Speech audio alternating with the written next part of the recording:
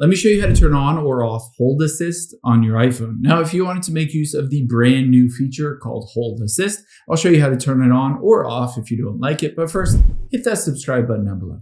It really helps me out. Thanks, guys.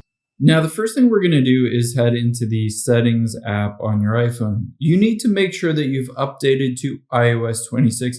This is only a feature in iOS 26, so if you haven't already, just update your phone. After we've done that, we need to get to your phone settings. So scroll all the way down until you find the section for phone and tap on that.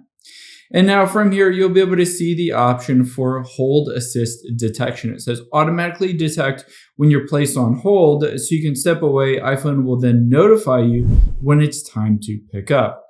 Now, if you wanted that to be turned on, you can just turn it on. Keep in mind, this doesn't automatically do it. It'll just prompt you when you're on a call. If you wanted to enable the hold assist, it won't automatically do it. But if you don't like that feature, you can always just turn it off as well.